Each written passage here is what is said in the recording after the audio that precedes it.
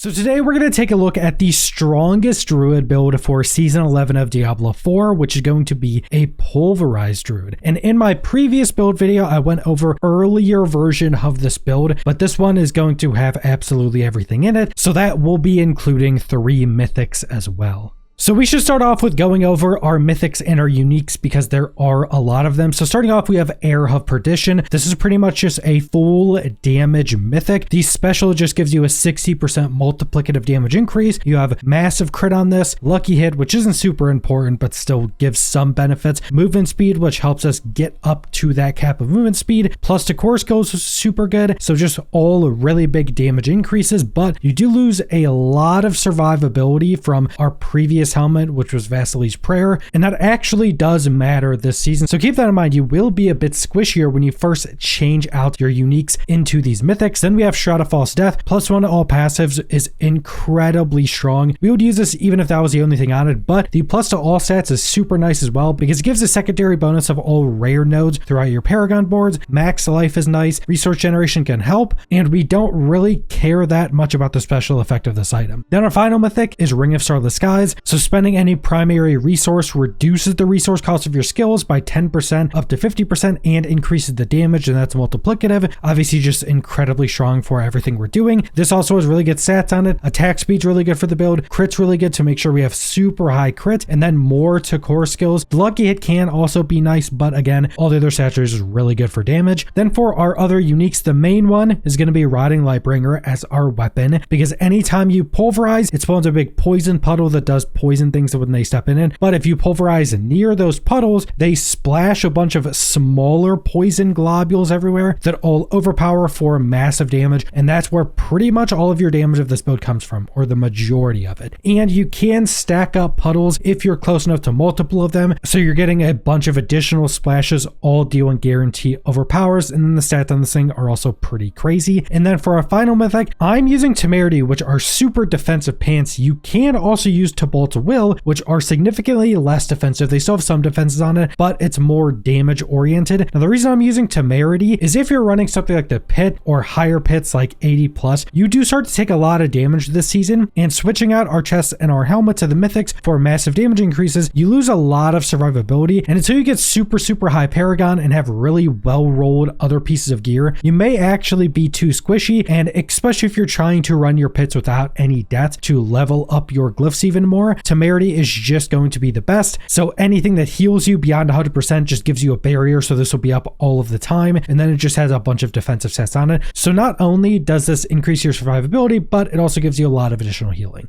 But that brings us into our skill tree, starting with our skills. So we have 1 point into Claw. You do actually use this to stack up one of our passives, but you only need 1 point in your basic skills now. So then we're going down 5 points into Pulverize, our main damaging ability. Upgrade 1, it deals more damage to CC'd and bosses. Upgrade 2, every 10 seconds, Pulverize will overpower and make enemies take increased damage for 5 seconds. We have 1 into Cyclone Armor, which is non-physical damage reduction as a passive. And if you put this on your bar, even if you're in Grisly Rage and can't actually use this, you still get the defensive passive portion of it. Then 1 into Debilitating Roar to make all enemies around you deal less damage. Upgrade 1 fortifies you. Upgrade 2 gives us increased damage while it's active. So actually a very good skill this season. Then we're going down 1 point into Trample. This is for movement and Unstoppable. Because we can't stay in Grisly Rage 100% of the time, having another ability that gives us Unstoppable whenever we need it is super nice, and movement is also nice. Then we're going down 5 points into Grisly Rage, our ultimate. It was pretty heavily nerfed this season, but you still get big damage reduction, damage increases. Upgrade 1 makes us unstoppable when we're in it. Upgrade 2, you fortify for 3% of your max life per second, so a bunch of additional fortify. And also when you put 5 points into this, it just reduces its cooldown more instead of giving us armor like previous seasons.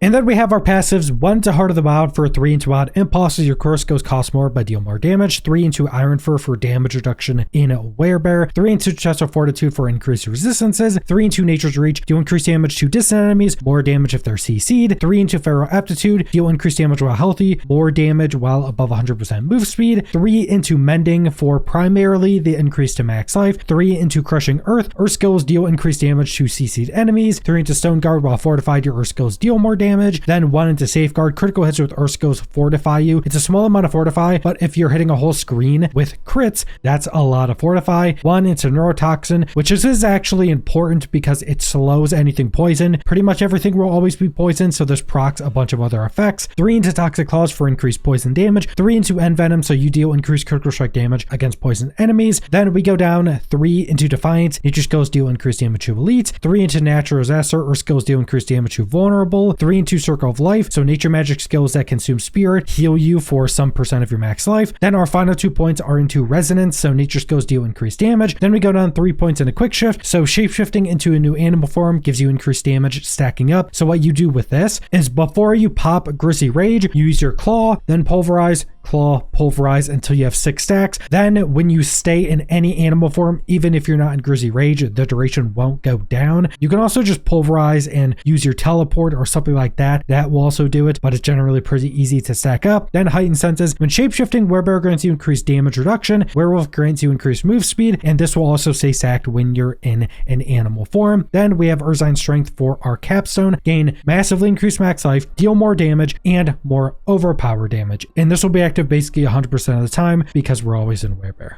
And then we have our Paragon boards, and you can follow this point by point in the build planner, but I would definitely recommend you change up for what you actually need if you don't have a lot of Paragon points. So if you're feeling squishy, go put more points into defensives. If you feel like you're super tanky, go put more points into damage. Once you get much higher Paragon, you generally have most things on your board. Like I'm close to 260, and I pretty much only have 2 sections of like rare and magic nodes. Then it'll just be a bunch of passive stat increases. But our starting board is Fang and Claw for a bonus to magic nodes within range. The secondary gives us increased damage to close enemies while in Werebear. The legendary is increased damage while shapeshift. The first board is going to be survival instincts. While in Werebear, you deal increased damage, increase even more if you're full life, and you have increased overpower damage depending on the difference of life between you and the enemy. So you stay high health, they get lower, you deal more overpower damage. The glyph for taking is Earth and Sky, another bonus to magic nodes within range. The secondary is nature skills do increased damage to CC'd or vulnerable enemies. The legendary is increased nature magic. And then past this point, if you have Shroud of False Death, you can go in any direction you want. The primary reason you would go in certain directions first is because of getting the secondary for all of these rare nodes on your board, which is just a lot of stat increases, but Shroud of False Death should give you all of that anyway. So let's start off going over to the left. Heightened Malice. If a poison enemy is near you, deal more damage. This is increased for more enemies. The glyph for taking is Dominate, so an increase to overpower damage. The secondary is when you overpower an enemy, they take increased damage from you. The legendary is increased overpower damage. Then we're going all the way over to the right. We're taking Constricted Tendrils, which is just a damage increase to poison enemies, and then a lucky hit proc to poison enemies even more. The glyph we're taking is Spirit, so an increase to critical strike damage. Then the secondary, when you crit enemies, they take increased damage from you, stacking up. The legendaries increase critical strike damage. Then we're going back over, going up.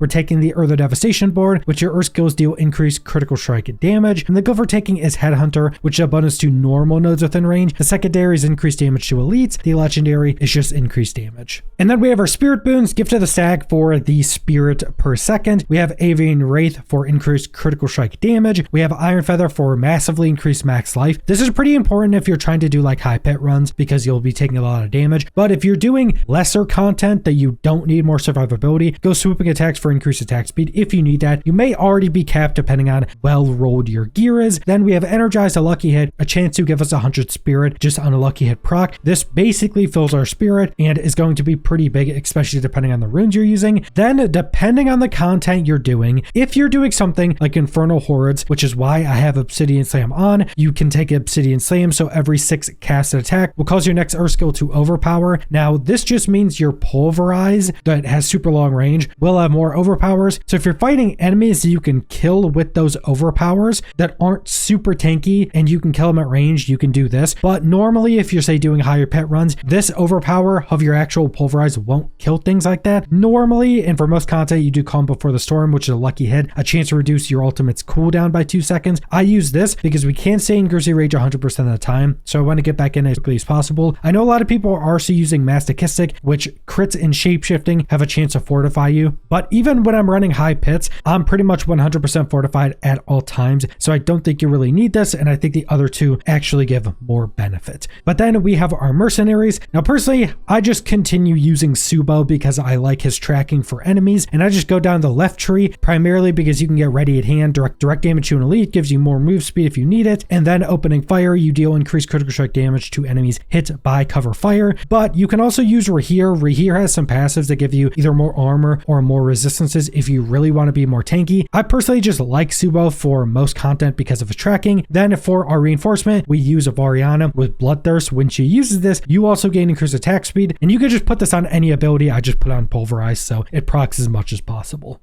And then finally, we have our seasonal powers or divine gifts. There's not a lot of power increases here, and you really don't have a ton of options. But going into the top section, you want your purified gift to be Essence of Lies. So fortify for 1% of your max life per second. When you go over to the right, you want Essence of Screams, so gain 20% increased resistances. At the bottom section, you want Essence of Sin, so gain 20% increased armor. And then in the left section, you want Essence of Pain, briefly gain max barrier after becoming injured every 20 seconds. This can definitely help keep you alive in situations where you take a lot of damage, especially if you're running the pit.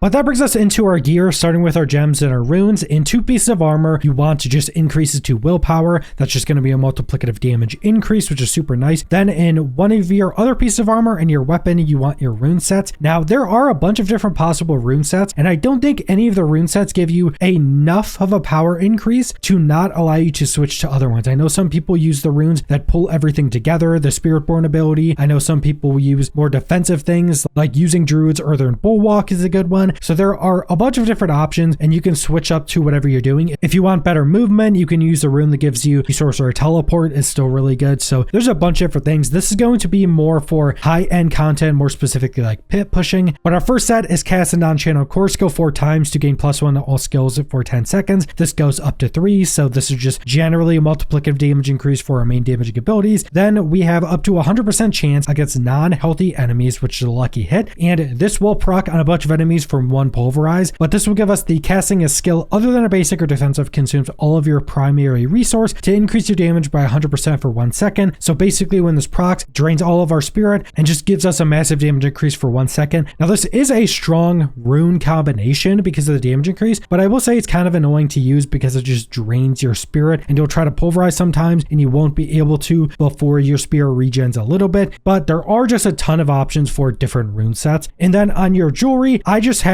all diamond jewels in my jewelry for resist to all elements. I know some people will throw in maybe 1 or 2 skull gems if they want. It's really depending on what kind of stats you have at the time, because keep in mind, the higher you go resistances and armor, the more you'll start to run into diminishing returns. So you probably want to try to min-max these gems to not go super deep into DR if you can help it. And then we have our legendary aspects. So on our necklace, critical strikes while in Grizzly Rage increase your damage by 3% for 60 seconds, so up to 180%. So even when you're not in Grizzly Rage, you'll still have this damage increase, so it's just massive damage increases at all times. Then we have Pulverize, creates a shockwave that travels forward, dealing a bunch of its damage to targets in its path. So Pulverize is now a circle on the ground in front of you, and then a big shockwave behind it, which in most content and things that are weaker, this Pulverize wave will be killing most things. Then we have deal increased poison damage, and while Shapeshift, your direct damage is converted into poison, which will allow us to scale our damage even more. Then on our boots, Pulverize is now an Earth skill. This is the main reason we actually use this, for just a bunch of additional scaling. And you can find all the optimal statting and affix rolls in the build planner, but the main thing you really need when it comes to the different stats of the legendaries we're using is on your ring, the chance to make enemies vulnerable, because it's a lucky hit, but this will pretty much make things vulnerable in a couple hits, and our Pulverize can hit multiple times, and we have a lot of other things that hit multiple times, so this will proc very quickly, and this is how we make enemies vulnerable. But on your other pieces, your necklace, you just want to get the best one possible, because you can get 4 passive rolls, which is crazy, but that's super rare. And then you pretty much want things like attack speed, cooldown, crit, and increase to your core skills. But again, you can check the build planner, you'll find all the different stat rolls you're going to be wanting. But that is the entirety of the strongest Druid build for Season 11, a Pulverized Druid again, the classic. It's a pretty easy build to play, but it is quite fun. And this build again is incredibly strong. You can easily do over 100 pit runs if that's really what you're into. It's really good for most content. Even things like Infernal Hordes, which I think some strong builds are weak against, this is really good for, because you have your massive Pulverize that hits a lot of things on your screen. So it's good for pretty much all content, and you are quite tanky unique compared to some other classes. But that's all I want to go over, so thanks for watching.